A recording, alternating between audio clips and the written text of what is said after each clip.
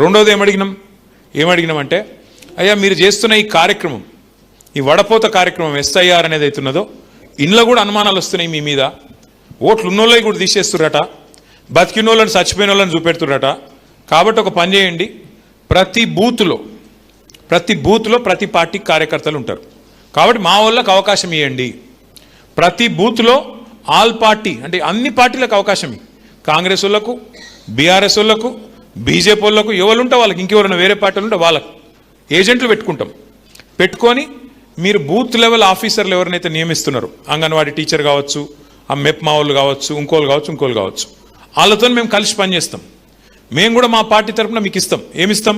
ఇగో ఫలానా మనిషి ఈయన ఉన్నాడు, నువ్వు లేడంటున్నావు, తప్పు నువ్వు చేసేది అని చెప్పి కింది స్థాయిలో బూత్ స్థాయిలోనే ఒక కమిటీ ఉంటే పకడ్బందీగా వ్యవహారం జరుగుతుందని చెప్పి మొట్టమొదలు చెప్పిందే మన పార్టీ బీఆర్ఎస్ పార్టీ. వాళ్ళకి నివేదించిందే మనం.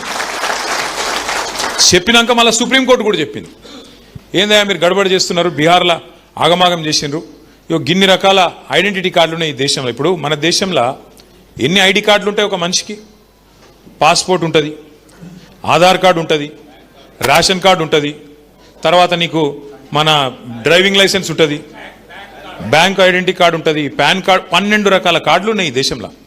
సుప్రీంకోర్టు ఏం చెప్పింది?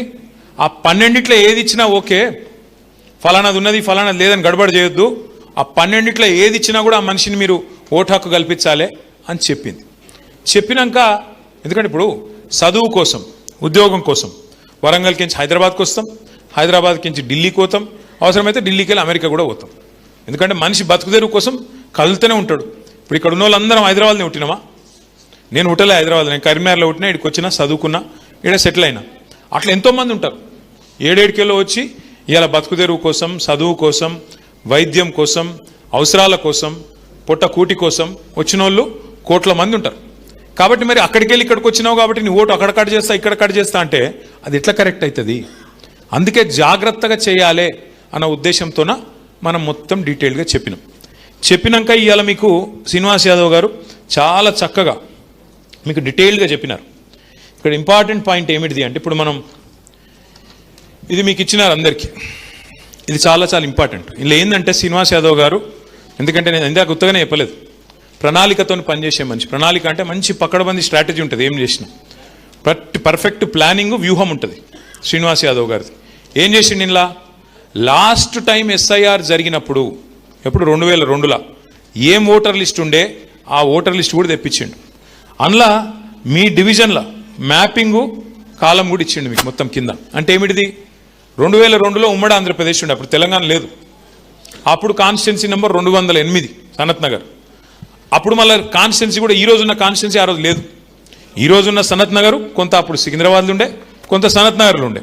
కాబట్టి ఏం చెప్తున్నాడు సీనన్న, మీకు కొన్ని పద్మారావు నగర్ లాంటి డివిజన్ అయ్యాల సికింద్రాబాద్లో ఉండే, ఇవాళ సనత్ నగర్లోకి వచ్చింది. అట్లా అప్పటికి ఇప్పటికి వచ్చిన మార్పులను కూడా దృష్టిలో పెట్టుకొని 208, 209లో కొంతుండే, 208 కొంతుండే. దాన్ని ఇప్పుడు మనం పర్ఫెక్ట్గా ఆ రోజు ఓటర్ లిస్ట్ ముంగట పెట్టుకొని, ఈ మధ్యన వచ్చిన లేటెస్ట్ ఓటర్ లిస్ట్ కూడా ముంగట పెట్టుకొని ఈ కార్యక్రమాన్ని బూత్ల వారీగా, ఒక్కొక్క బూత్లో ఎన్ని ఓట్లు ఉంటాయి? 1000-1200, అంతే కదా? 1000-1200 అంటే ఎన్ని ఇండ్లు ఉంటాయి? 1000-1200 అంటే 500 యాడ్ ఉంటాయి, పోయి ఉండే 300-350 అంతకంటే ఎక్కువ ఉండే. ఎందుకంటే హైదరాబాద్ లాంటి ప్లేస్లో మనకు ఒక్కొక్క ఇంట్లో యావరేజ్గా చెప్తున్నాను నేను, ఎగ్జాక్ట్లీ 5-6 ఉంటారు హైదరాబాద్లో. లేదు కొన్ని చోట్ల 4 ఉండొచ్చు. నేను చెప్పేది యావరేజ్గా చెప్తున్నాను. ఒక దగ్గర 8 ఉండొచ్చు, ఒక దగ్గర 4 ఉండొచ్చు. కానీ 300 నుంచి 350 ఇండ్లు ఉంటాయి, అంతకంటే ఎక్కువ ఉండవు. సో ఒక బూత్ ఏజెంట్ చేయాల్సిన పని ఏంటి అంటే, మీకు టైం కూడా ఉంది, ఫుర్సత్గా చేయొచ్చు, లేవు ఆగమాగం అయ్యేది కూడా ఏం లేదు. ఈ ప్రోగ్రామ్ ఎప్పుడు స్టార్ట్ అవుతుందంటే, ప్రస్తుతం ఫ్యామిలీ మ్యాపింగ్ నడుస్తున్నది.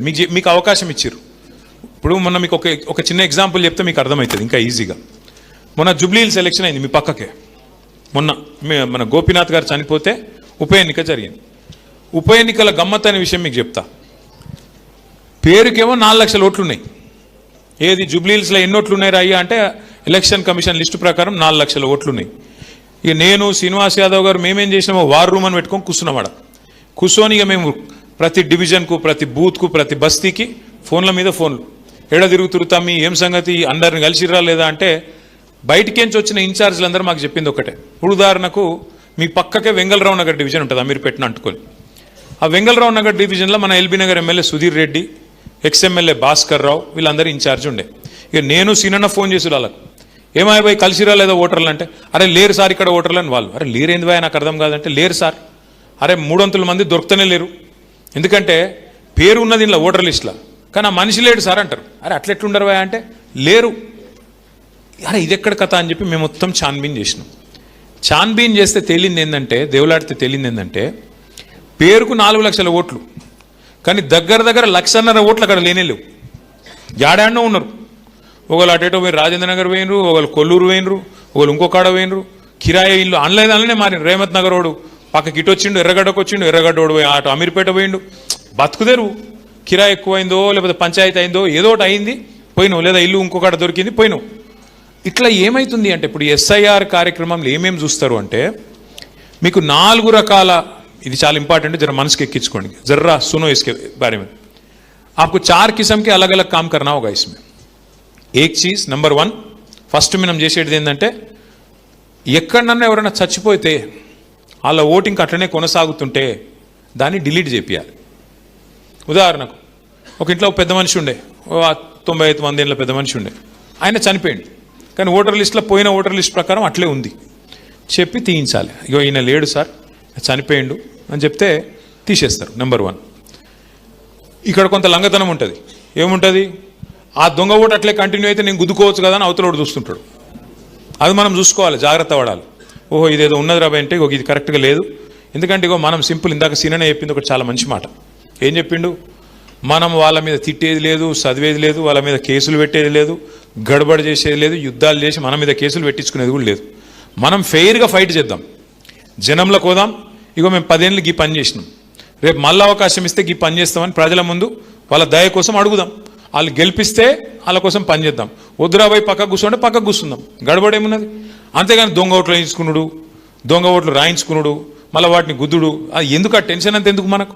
అందుకే మనం ఫెయిర్ ఫైట్ కోసం, పారదర్శకంగా పనిచేయడం కోసం మనం 4 పనులు చేద్దాం, వాళ్ళకి సహకరిద్దాం ఎలక్షన్ కమిషన్కి. ఎట్లా, నెంబర్ 1 చనిపోయిన వాళ్ళు ఉంటే వాళ్ళ ఓట్లు ఖచ్చితంగా డిలీట్ చేయించాలి, నెంబర్ 1.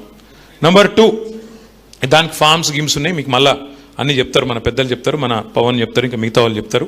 ఆ ఫామ్స్ కూడా మీకు అందజేస్తారు.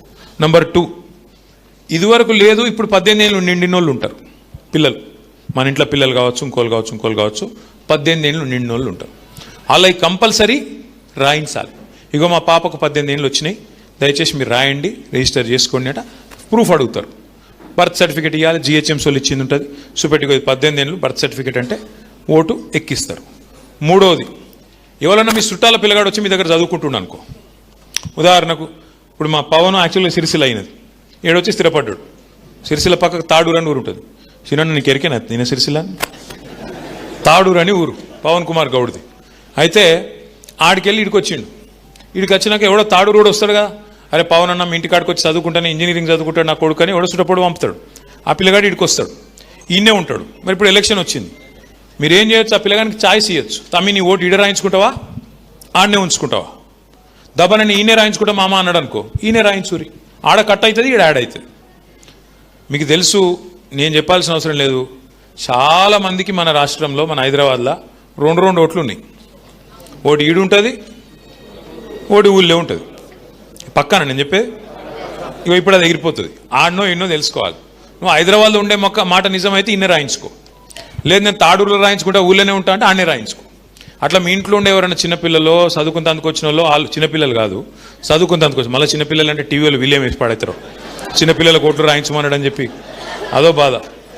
అట్లా 18 ఏళ్ళు నిండిన వాళ్ళు ఉంటే, నేను అనలేదా చిన్నపిల్లలేని అంతే, టీవీ వాళ్ళు 18 ఏళ్ళు నిండిన వాళ్ళు ఉంటే దబ్బన వాళ్ళు ఇక్కడికి వచ్చి మీ దగ్గర సెటిల్ అయి ఉంటే వాళ్ళ ఓట్లు కూడా మీరు రాయించవచ్చు. అట్లే 4వ పాయింట్ ఏంది, ఎవరన్నా ఇక్కడోళ్ళు మన దగ్గరికి ఎంచి ఇంకో దగ్గర షిఫ్ట్ అయినరు అనుకో, ఈడ ఉంటుండే, ఇదివరకు అమీర్పేటలో ఉంటుండే, అంతేనా అన్న, రాజేంద్ర నగర్ పోయి ఉన్నాడు, ఆడేదో కొత్తగా ఏదో ఉద్యోగం వచ్చింది దగ్గర అని చెప్పి పిల్లల స్కూల్లో అదో ఏదో అటు పోయిండు, ఇంజనీరింగ్ కాలేజ్ గాడు ఉన్నది, ఆడ చదువుతురు, ఆడిపోయిండు. ఆడపోయినాక ఆడింట్లో ఉంటుంది, ఈడ కూడా ఒకటి ఉంది, ఆడ కూడా ఒకటి ఉంది. ఇక్కడికి వెళ్ళిపోయింది కాబట్టి కట్ చేయించాలి. 4 జరిగేది ఏం లేదు, పెద్ద ఇంట్లో కథ ఏం లేదు.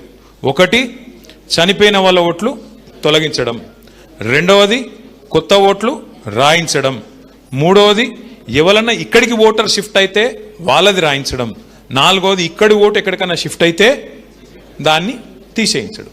ఇక ఐదవది అన్నిటికన్నా ముఖ్యమైనది, ఇక బీజేపీ ఓడు కాంగ్రెస్ ఓడు లంగతనం చేసి మనోళ్ళు సంబంధించి బీఆర్ఎస్ వాళ్ళు వీళ్ళు సీనన్న మనుషులు అని చెప్పి వలాయించి కట్ చేస్తుండ అనుకో, ఏదో ఇక మనోళ్ళు అని రిజిస్టర్ అయిన వాళ్ళది ఇక బరాబర్ మొత్తం లెక్క పెట్టాలి, పత్రం పెట్టాలి, గడబడి చేయాలి.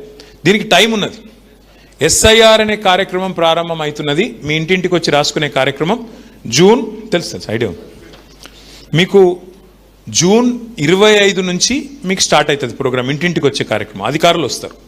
అది ఎప్పటిదాకా ఒక నెల జరుగుతుంది, జూలై 24 దాకా జరుగుతుంది.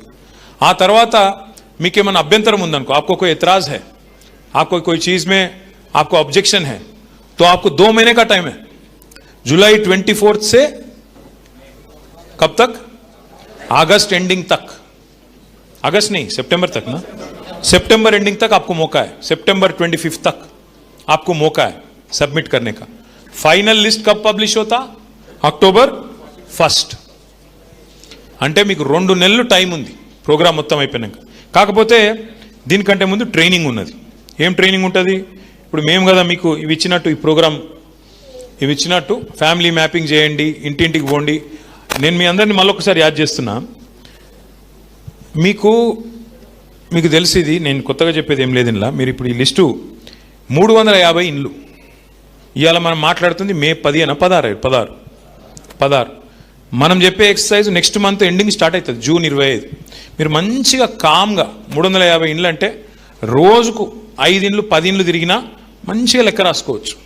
మంచిగా రిజిస్టర్ పెట్టుకొని, మీకు ఆల్రెడీ పవను మీ వాళ్ళందరూ డివిజన్ ప్రెసిడెంట్లు మీ కార్పొరేటర్లు అందరు మీకు ఇప్పటికే చెప్పింటారు. ఇంకొక మాట ఇది గుర్తుపెట్టుకోరు దయచేసి, కార్పొరేటర్లు ముఖ్యంగా డివిజన్ ప్రెసిడెంట్లు కార్పొరేటర్ ఈ కాంచెల్లి ఇది ఒక్కసారి ప్రోగ్రామ్ అయిపోయాక, ఎస్ఐఆర్ అయిపోయాక ఒకటే ఓటర్ లిస్ట్ ఉంటుంది. ఇక జిహెచ్ఎంసీకి అలాగ లిస్టు, అసెంబ్లీకి అలాగ లిస్టు, పార్లమెంట్కి అలాగ లిస్ట్ ఉండదు, ఇక ఒకటే లిస్టు. కాబట్టి చాలా ఇంపార్టెంట్. నెక్స్ట్ వచ్చే ఎలక్షన్ ఎవరది?